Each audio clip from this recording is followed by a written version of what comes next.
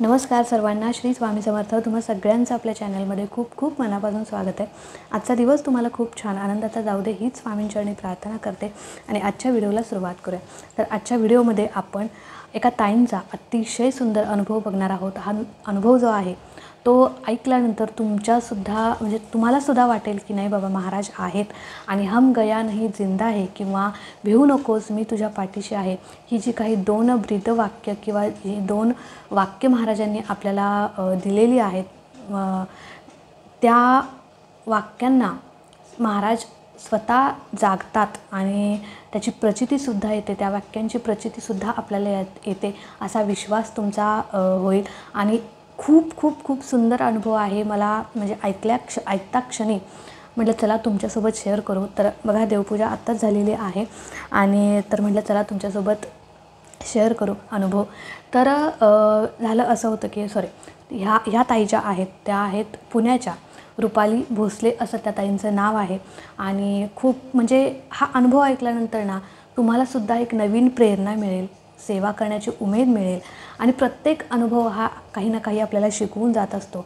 भले आपण किती मोठ्या संकटात असो, शेवटच्या क्षणी महाराज चमत्कार करतात, लक्षात घ्या. आणि तसंच काहीचं या ताईंच्या आयुष्यात घडलेलं आहे. तर अगदी म्हणतो ना की सगळं जे काही म्हणजे इतकं कष्ट करून, इतकं मेहनत घेऊन जे काही कमावलं होतं, जे काही हाती आलं होतं, ते हातातून निसटता अगदी थोडक्यात राहिलं फक्त महाराजांच्या कृपेमुळे. आणि त्यातून वाचवलं महाराजांनी. तुम्ही देऊळबंद पिक्चर बघितला आहे का हो? तर सेम असंच त्या ताईंचं घडलेलं आहे. महाराजांनी अशी गोल गोल गोल गोल त्यांची परीक्षा घेतली. तर जसं देऊळबंद पिक्चरमध्ये राघव शास्त्रीसोबत घडलं ना, तसंच काहीसं या ताईंच्यासोबत घडलं.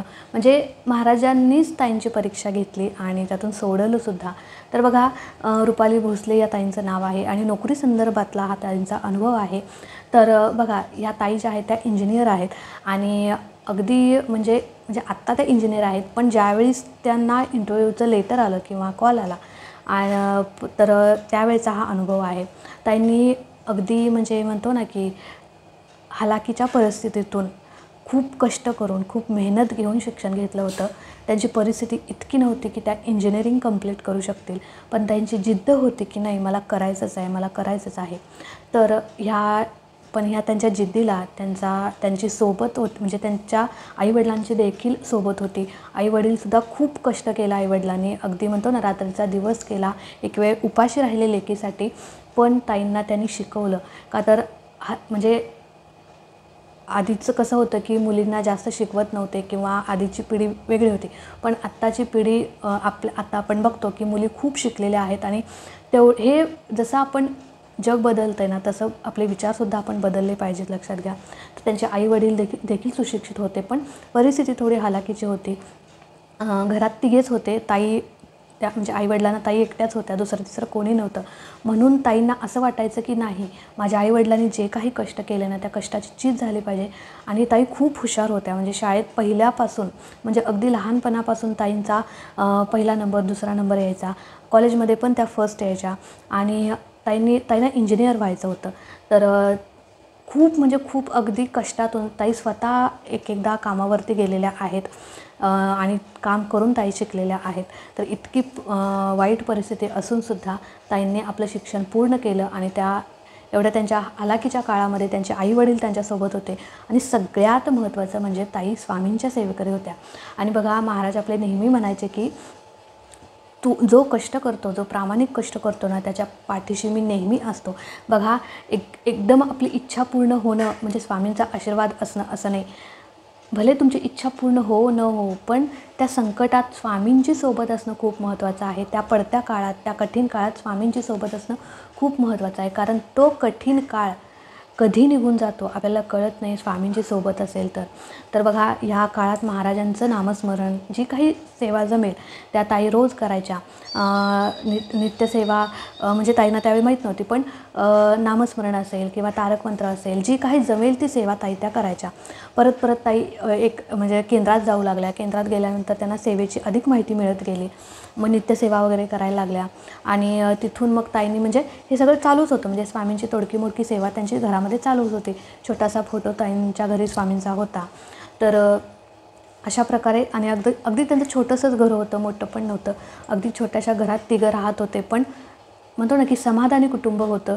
पण म्हणतो ना की देव पण परीक्षा इतकी घेतो की अगदी रडायला लावतो, इतकी परीक्षा घेतो, पण सोबतसुद्धा देतो, लक्षात घ्या. तर झालं असं होतं की ताईंनी इंजिनिअरिंग कंप्लीट केलं आणि अपेक्षेपेक्षा म्हणजे जास्त मार्क्स त्यांना मिळाले. ही पण चांगलीच गोष्ट आहे, महाराजांचीच कृपा झाली म्हणायची. पण म्हणजे ताईंनी जेवढे आपण म्हणतो ना की आम्हाला एवढे पर्सेंट पडतील, पण त्याच्यापेक्षा जास्त पर्सेंट ताईंना पडले आणि ताई खूप खुश झाल्या. त्यांचे आईवडीलसुद्धा खूप खुश झाले आणि म्हणतो ना की आता म्हणजे मार्क्स आले, रिझल्ट लागला. मग ताईंनी वेगवेगळ्या ठिकाणी जाऊन इंटरव्ह्यू द्यायला सुरुवात केली.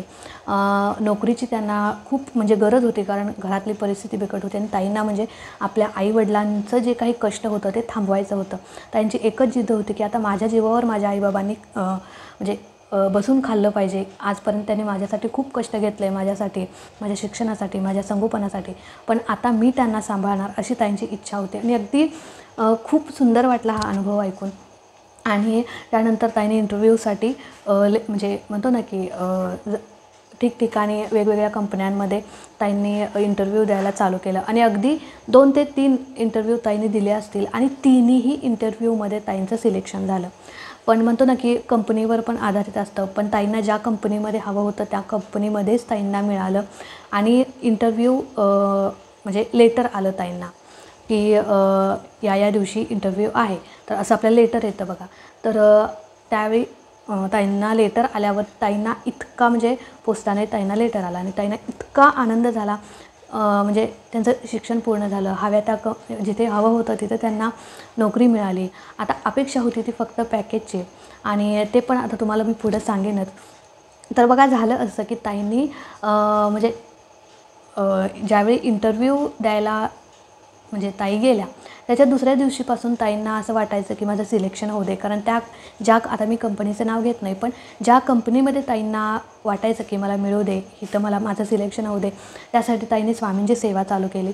आणि ताईंनी स्वामींचं एक मांडी पारायण चालू केलं. म्हणजे त्या रोज स्वामींचं एक मांडी पारायण, एका दिवसामध्ये एक पारायण असे करायच्या.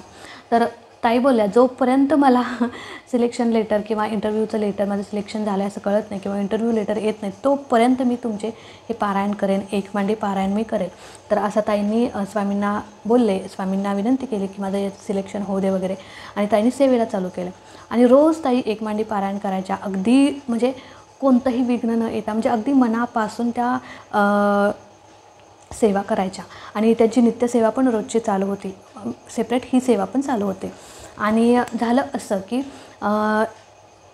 एक दिवस ताई सेवेला बसल्या होत्या आणि सेवा चालू असतानाच म्हणजे दार वाजवलं आणि त्यांचं इंटरव्ह्यू लेटर आलं. तर त्यांना काय कळालं नाही की काय आहे वगैरे, म्हणजे एवढं त्यांच्या डोक्यात आलं नाही. तर त्यावेळी ताईंनी ते लेटर उघडून बघितलं, तर त्यांना ज्या म्हणजे कंपनीमध्ये हवं होतं त्या कंपनीमधूनच ते इंटरव्ह्यू लेटर आलं होतं. आणि सोबत ताईंना नंतर कॉल पण आला की असं आणि कधी कधी इंटरव्ह्यू लेटर आणि कॉल दोन्ही येतं. तर ताईंना कॉल नंतर आला, लेटर पहिल्यांदा आलं. तर लेटर आल्यानंतर ताई खूप खुश झाल्या आणि मग सगळी नंतर त्यांनी चौकशी वगैरे केली, ते सगळी प्रोसेस पूर्ण झाली. आणि त्यानंतर इंटरव्ह्यू कधी आहे काय याचं एक 5-6 दिवसांनी पुढे काहीतरी ताईंचा इंटरव्ह्यू होता. आणि त्यानंतर ताईंनी मग सेवेची सांगता केली, स्वामींचे आभार मानले आणि स्वामींना सांगितले, स्वामी तुम्ही माझी इच्छा पूर्ण केली, माझं सेवेचं फळ तुम्ही मला दिलं आणि मी तुमच्यावर म्हणजे खूप आभारी आहे. आणि म्हणजे असं ताईंना जे काही मनात येईल ना, आनंदाच्या भरात ताई सगळं स्वामींना बोलल्या आणि माझ्याकडून अशीच सेवा करून घ्या, माझ्यावरती तुमचा असाच कृपा आशीर्वाद राहू द्या, असं ताईंनी स्वामींना सांगितलं. आणि म्हणतो ना की जो खरा भक्त असतो आणि जो खरे कष्ट करतो, खऱ्या प्रामाणिकपणे कष्ट करतो, त्याच्यासोबत स्वामी नेहमी असतात. भले त्याची परीक्षा घेतात पण त्याची साथ कधी सोडत नाहीत. झालं असं, हे सगळं झालं बरं का. इंटरव्ह्यू झाला, लेटर पण आलं ताईंना ज्या कंपनीत पाहिजे होतं त्या कंपनीत. आणि ताईंनी काय केलं माहिती आहे का, ज्यावेळी सेवा करत होत्या ना आणि सेवा करत असताना ताईंना ते लेटर आलं. तर झालं असं की म्हणजे ताई ते लेटर कपाटात ठेवण्याऐवजी आणि बरोबर सेवेची सांगता झाली त्यांची आणि ते लेटर आलं. आणि सेवेची सांगता झाल्यानंतर ताई ते लेटर वाचल्या आणि स्वामींना नमस्कार करण्यासाठी म्हणून परत देवघरापाशी गेल्या असं झालं. तर त्यांची आई त्यावेळी सांगत पण होती की ते लेटर आहे ते कपाटात ठेव किंवा व्यवस्थित ठेव असं त्यांची आई बोलत पण होती. आपण ताई बोलल्या की नाही, मला आधी स्वामींचे आभार मानू दे, मला स्वामींपुढे हे लेटर ठेवू दे आणि मग मी ठेवेन. तर झालं. त्यानंतर काय झालं की ताईंनी स्वामींना नमस्कार केला आणि चुकून त्या ताईंच्याकडून एक चूक घडली की ताईंनी ते लेटर जे आहे ते स्वामीचरित्र सारामृत जे आहे आपला ग्रंथ, त्या ग्रंथामध्ये चुकून त्यांच्याकडून ठेवून गेलं ते, कारण तो ग्रंथ उघडाच होता आणि त्याच्यावरती त्या ताई ठेवलेल्या होत्या आणि कसं काय माहीत नाही. मी म्हणून म्हटलं देऊळबंद पिक्चर तुम्ही बघितला असेल तशा प्रकारे हे घडले. तर ताईंनी ते लेटर जे होतं त्यांचं ते चुकून स्वामीचरित्र सारामृतामध्ये राहून गेलं आणि परत ताईंच्या हे पूर्णपणे डोक्यातून गेलं होतं आणि ताईंच्या डोक्यात काय की मी कपाटात ठेवलं आहे, मी कपाटातच ठेवलं आहे असं ताईंच्या डोक्यात होतं. कारण ताईंनी आईला सांगितलं होतं की मी ठेवते, पण ताईंनी भावनेच्या भरात म्हणजे स्वामींना जे काही त्यांची जे काही मनात होतं ते बोलून गेल्या आणि ते लेटर पण तिथेच ठेवलं त्याने आणि त्यांच्या डोक्यात की काय मी कपाटात ठेवलं आहे. बरं, एखाद्या वेळेला आपण असं विसरून जातो की म्हणजे आपल्याला असं वाटतं की मी तिथे ठेवलं आहे, पण आपण ठेवलेलं असतो गोष्ट दुसरीकडेच. तर ताईंसुद्धा सेम तसंच घडलं. तर त्यांची पण काही चूक नव्हती, कारण हे सगळं महाराज त्यांच्याकडून करवून घेत होते. महाराज त्यांची परीक्षा बघत होते. बघा की बरोबर सेवेची सांगता व्हायला स्वामीचरित्र सारामृत ओपन म्हणजे पुस्तक उघडच होतं, ग्रंथ उघडाच होता आणि बरोबर त्याच वेळी दार वाजलं आणि ते लेटर आलं आणि त्याच वेळी ताईने ते लेटर तिथं ठेवलं कपाटात न ठेवता. तर हे सगळं जे काही ती महाराज त्यांची परीक्षा बघत होते. म्हणतो ना की महाराजांची लीला खूप वेगळी असते. आणि त्यानंतर झालं असं की ताई लेटर आता ठेवलं आहे ना, मग लेटर ठेवलं आहे, व्यवस्थित ठेवलं आहे. ताईंनी आईला पण सांगितलं की हो गं मी कपाटात ठेवलं आहे वगैरे असं ताईंचं झालं. तर आईवडिलांच्या पण त्या पाया पडल्यानंतर सगळं झालं आणि त्यानंतर ताईंनी इंटरव्ह्यूची तयारी म्हणजे 5-6 दिवसांनी पुढे इंटरव्ह्यू होता ना, मग त्यावेळी इंटरव्ह्यूची तयारीमध्ये ताई बिझी होत्या. तर त्यानंतर काय झालं की म्हणजे इंटरव्ह्यू लेटर त्यांना कशासाठी तरी हवं होतं. एक दुसऱ्या-तिसऱ्या दिवशी त्यांना त्याची गरज पडली आणि त्याच्यानंतर ताई शोधायला लागल्या. कपाट शोधलं, सगळं शोधलं, पण इंटरव्ह्यू लेटर काहीच सापडेना. ताई अक्षरशः रडल्या. म्हणजे त्यांना कळेच ना की मी कुठं ठेवलं आहे आणि नेमकं ना खरंच सांगते म्हणजे अंगावरती असे काटे येत आहेत. ज्या दिवशी ताईंनी ते लेटर आहे ना तिथं देवाऱ्याजवळ म्हणजे ग्रंथामध्ये ठेवलं होतं ना, त्याच्या दिवशी संध्याकाळी ताईंना पिरियड्स आले होते. म्हणजे खरंच सांगते की हा काय चमत्कार आहे. म्हणजे आता हे काय नैसर्गिक गोष्ट आहे, पण हे सगळं घडवून आणणारे ना खरंच महाराज आहेत आणि खूप महाराज लीला करतात. भक्ताची इतकी परीक्षा घेतात ना की बस. पण भक्तानेसुद्धा त्याचं म्हणजे विश्वास पूर्ण ठेवला पाहिजे की नाही महाराज मला यातून बाहेर काढणार आहेत. तर 2-3 दिवसांनी आता पिरियड्स आलेत म्हटल्यावर ताई तिथे जाऊ पण शकत नव्हत्या आणि ताईंच्या डोक्यातच नव्हतं की मी देवाऱ्यात ठेवलं आहे. आणि आपलं असं असतं ना की आपण म्हणजे महत्त्वाचे कागदपत्र वगैरे अशी देवघर हे काही आपलं ठेवण्याचं ठिकाण नसतंच ना. त्याच्यामुळे ताईंनी तिथं शोधलंच नाही ते देवघरामध्ये. ताई म्हणजे पिरियड्स होते म्हणून तर गेल्याच नाहीत, पण ताईंच्या अशा डोक्यात पण नाही केलं की मी तिथे ठेवू शकते का, असं त्यांच्या डोक्यात पण नाही आलं. त्यांनी कपाट शोधलं, तिजोरी जे काही असतं ते शोधलं, म्हणजे जे काही जेवणाचे जे काही डबे असतात ना आपले त्यामध्ये पण शोधलं. ताईंना माहीत होतं की या डब्यामध्ये काही मिळणार नाही, पण तरीही ताईंनी त्या डब्यामध्ये शोधलं. सगळा पसारा घरातला इकडे तिकडं सगळीकडे हलवून बघितला, इकडं तिकडं सगळं घर उलतापालत केली, पण इंटरव्ह्यू लेटर काही सापडलं नाही. शेवटी ताई इतक्या रडल्या की हाताशी आलेला घास गेला आणि स्वामींना ताई बोलल्या की स्वामी तुम्ही असं का केलं, माझी इतके दिवस तुम्ही माझ्यासोबत होतात आणि शेवटच्या क्षणी तुम्ही असं माझ्यासोबत का वागलात. म्हणून ताई स्वामींच्या समोर बसून रडायला लागल्या आणि अक्षरशः ताई इतक्या म्हणजे मलासुद्धा ते ऐकून कसं तर वाटलं की इतक्या रडायला लागल्या ना, अक्षरशः त्यांचं रडू थांबत नव्हतं. पण ताई त्यातूनही महाराजांना बोलल्या की नाही तुम्ही सोबत आहात, मी माझ्यावरचा जो काही विश्वास आहे तो अढळ आहे. तुम्ही भले माझी परीक्षा घेत असाल पण या परीक्षेत मी नक्की पास होईन असं ताई बोलल्या आणि तुमचा आशीर्वाद माझ्या पाठीशी असू दे आणि जे होतं आहे ना ते तुमच्या इच्छेनेच होतं आहे असं ताई बोलल्या स्वामींना. जे काही तुम्ही कराल ते मला मान्य आहे असं ताई बोलल्या. शेवटी तुमच्या मनातच असेल तेच घडणार असं ताई सगळं स्वामींना बोलल्या आणि ढसाढसा खूप रडल्या, कारण त्यांचं स्वप्न होतं ते कुठेतरी मोडकळीस आलं होतं. सगळं काही त्यांच्या मनासारखं झालं होतं. इंजिनिअरिंग जिथे अपेक्षेपेक्षा जास्त मार्क मिळाले, जिथे पाहिजे तिथे नोकरी मिळाली होती आणि शेवटच्या क्षणी म्हणजे इंटरव्ह्यूला जाणार त्याच्या आधी 2-3 दिवस ही गोष्ट घडली ताईने सगळं शोधलं, पण सगळे तिघं पण सगळं शोधत होते, पण कुठेच काही सापडलं नाही, म्हणजे ते लेटर सापडलं नाही. आणि त्याच रात्री ज्या दिवशी ताई रडल्या ना स्वामींसमोर, त्या दिवशी रात्री ताई स्वामींच्या स्वप्नात आले. आणि स्वप्नात कधी आले माहिती आहे का? पहाटेच्या दरम्यान ताईंच्या स्वप्नात आले. म्हणतो ना की पहाटे पडलेली स्वप्न खूप शुभ असतात. तर पहाटे ताईंना स्वप्न पडलं आणि स्वप्नात त्यांना स्वामी दिसले आणि स्वामी त्यांना येऊन सांगतायत की उठ, तुला आज माझी सेवा करायची आहे, उठ, तुला आज माझी सेवा करायची आहे, उठ, तुला माझी आज सेवा करायची आहे, असं ताईंना 3 वेळा त्यांनी सांगितलं. आणि ताई एकदम म्हणजे झोपेतून खाडकन उठल्या. म्हणजे त्यावेळी त्यांचे पिरियड्स वगैरे पण संपले असतील. आणि उठ, तुला माझी आज सेवा करायची आहे, असं स्वामी स्वप्नात येऊन त्यांना बोलले. आणि म्हणजे अंगावरती माझ्या काटा येतो आहे खरं तर, कारण साक्षात महाराज स्वप्नात येणं म्हणजे खूप मोठी गोष्ट आहे, लक्षात घ्या. खूप मोठा शुभ संकेत असतो तो. आणि स्वामींनी त्यांना सांगितलं की उठ, तुला माझी आज सेवा करायची आहे. तर ताईंना याचा काही अर्थ कळाला नाही, कारण ताई खूप टेन्शनमध्ये होत्या. आणि तर ताई खूप टेन्शनमध्ये होत्या आणि त्यामुळे त्यांना म्हणजे असं काही कळालं नाही की त्या स्वामी काय सांगू इच्छित आहेत. पण ताईने आईला सांगितलं की अगं, माझ्या आज स्वामी स्वप्नात आले होते आणि स्वामींनी मला सांगितलं की उठ, तुला आज माझी सेवा करायची आहे. म्हणजे काय बघा, स्वामींना सांगायचं होतं की तुझं इंटरव्ह्यू लेटर माझ्याजवळ सुखरूप आहे. आणि स्वामींनी म्हणजे त्यांच्या स्वप्नात येऊन हे 3 वाक्याबरोबरच भिवू नकोस, मी तुझ्या पाठीशी आहे, असं सुद्धा ताई म्हणजे बोलून गेले. आणि हे सगळं ताईंनी आईला सांगितलं. मग आई काय बोलल्या की तू आजपासून स्वामींची सेवा चालू कर. तर आणि याच्या दुसऱ्या दिवशी ताईंचा इंटरव्ह्यू होता आणि ताई इतक्या टेन्शनमध्ये होत्या की काहीही करून, म्हणजे स्वामींना त्यांनी साकडं घातलं होतं की काहीही करून स्वामी मला माझं इंटरव्ह्यू लेटर मिळू दे. आणि म्हणजे खूप ताई असं रडल्या होत्या. आणि रडलेल्या दिवशी त्याच रात्री ताईंच्या स्वप्नात स्वामी आले, बोलले की उठ, तुला आज माझी सेवा करायची आहे, भिवू नकोस, मी तुझ्या पाठीशी आहे. आणि असं स्वामी बोलले आणि ताईंची खाडकन म्हणजे जाग आली ताईंना. आणि त्याच्यानंतर ताईने आंघोळ वगैरे गेली. ताई खूप टेन्शनमध्ये होत्या, पण साक्षात महाराज स्वप्नात येऊन आपल्याला तसं सांगतायत म्हटल्यावर ताईंनी ठरवलं की आज आपण हा काहीतरी महाराजांचाच संकेत असेल असं ताईंनी ओळखलं. आणि कुठेतरी म्हणजे म्हणतो ना की महाराज आपल्यासोबत आहेत असं कुठेतरी त्यांना म्हणजे एक पॉझिटिव्हिटी त्यांच्यामध्ये निर्माण झाली. ताई पूर्ण कोसळलेल्या होत्या, खूप डिप्रेशनमध्ये होत्या, खूप टेन्शन त्यांना आलं होतं. आणि ज्यावेळी स्वामी स्वप्नात येऊन त्यांना असं बोलले, त्यावेळी ताईंना कुठेतरी एक आशेचा किरण दिसला. काहीतरी चांगलं होईल, शेवटच्या क्षणी काहीतरी होईल, नक्कीच होईल असं ताईंना कुठेतरी वाटलं. आणि ताई सेवेला बसल्या, महाराजांच्याच इच्छा म्हणून ताई सेवेला बसल्या. देवपूजा वगैरे केली आणि ताईंनी ग्रंथ उघडला.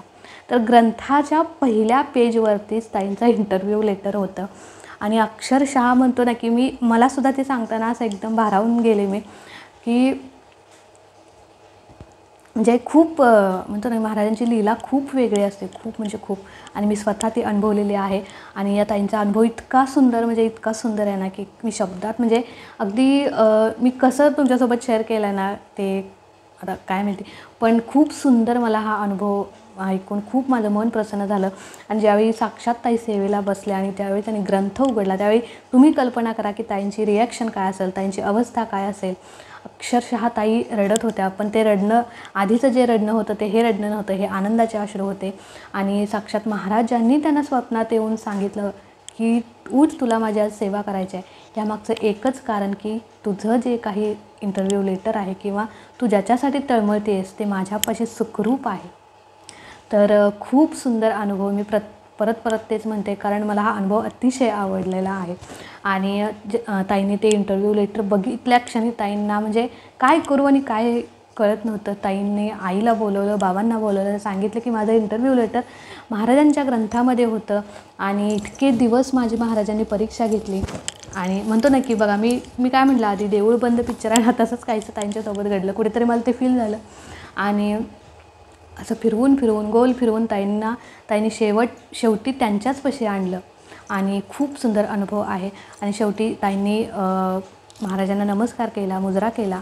आणि दुसऱ्या दिवशी त्यांनी त्या इंटरव्ह्यूला गेल्या ते लेटर घेऊन. आणि अक्षरशः म्हणजे ताईंना असं अजूनही कळत नव्हतं की नेमकं असं कसं काय घडलं. हे ताई असं शब्दात मांडू शकत नव्हत्या. इतका त्यांना आनंद झालेला, इतका आनंद झालेला की काय विचारू नका. तर दुसऱ्या दिवशी इंटरव्ह्यूला गेल्या. इंटरव्ह्यूमध्ये अर्थात त्यांचं सिलेक्शन झालं, कारण महाराजांची सोबत होती, त्याच्यामुळे सिलेक्शन झालं आणि अपेक्षेपेक्षा जास्त पॅकेजची त्याला नोकरी लागली.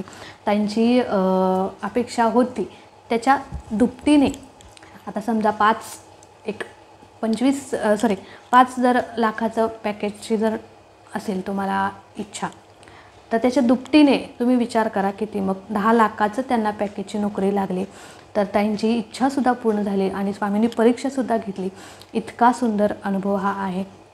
तुम्हीसुद्धा नक्की स्वामींची सेवा करा. स्वामी कधीही आपली सेवा त्यांच्यापाशी ठेवून घेत नाहीत. भले परीक्षा घेतात, पण तो परीक्षेचा भाग असतो, तो आपल्याच कर्मांचा भोग असतो. आपण जे काही वाईट कर्म केले आहेत त्याचा तो भोग असतो. भोग संपल्यावर नक्कीच महाराज आपल्याला आपल्या सेवेचं फळ देत असतात. आणि आणि या ताईंप्रमाणे माझ्याप्रमाणे तुम्हालासुद्धा नक्की अनुभव येईल राजनी. तर नक्कीच तुम्हाला अनुभव पण येईल आणि तुमची सेवा देखील महाराजांच्यापर्यंत पोहोचेल. तर चला, आजचा व्हिडिओ इथेच एंड करते. आवडला असेल तर नक्कीच लाईक करा, शेअर करा. चॅनलवरती नवीन असाल तर चॅनलला सबस्क्राईब नक्की करा. भेटूया अशाच एका नवीन व्हिडिओसोबत, नवीन सेवेसोबत. तोपर्यंत खुश राहा, आनंदी राहा आणि सगळ्यात महत्त्वाचं स्वामींची सेवा करत राहा. श्री स्वामी समर्थ.